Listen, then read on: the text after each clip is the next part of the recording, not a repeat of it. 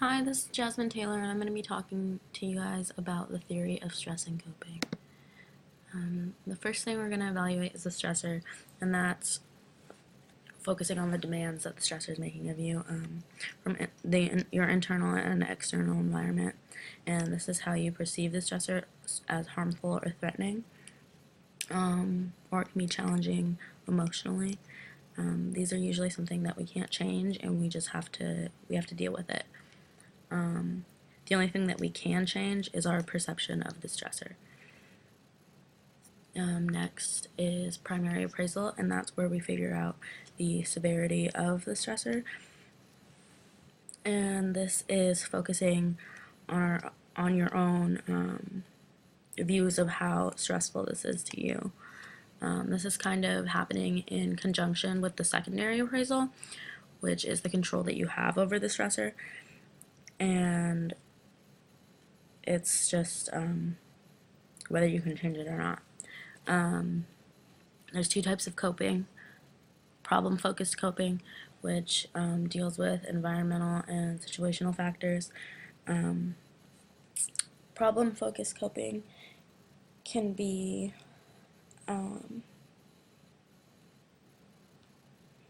like I said, environmental, but changing your environment or changing your situation to help deal with your problem.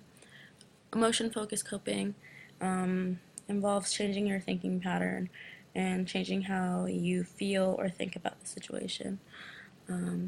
This can be done in a variety of ways. Social support, talking to your friends, being able to express your emotions, venting, meditating or relaxing. And finally, we have the reappraisal stage, and that's where you incorporate feedback and see if you have effectively addressed your stressor or if more work needs to be done.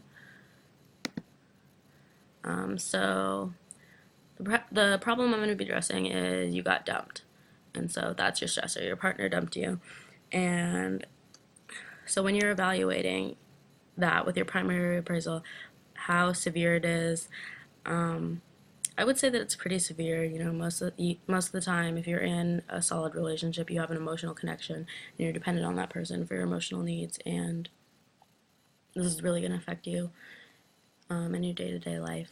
And secondary appraisal, what control you have over it.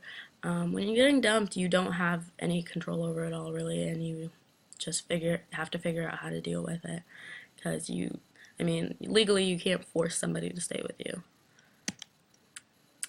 So problem-focused coping, this is altering your environmental or situational factors. And so I was thinking maybe you could sub time that you would have previously spent with your partner doing something productive and working on yourself, like changing your own personal environment, working out, doing something that is going to help you. And also, your social media environment, that really has an effect on you, especially today. We are constantly bombarding ourselves with information from different places, and you know, as much as you want to, you probably shouldn't be looking at your partner's feedback or feed if you want to get over them. Just delete them off Facebook, delete them off Instagram. It'll help you in the long run.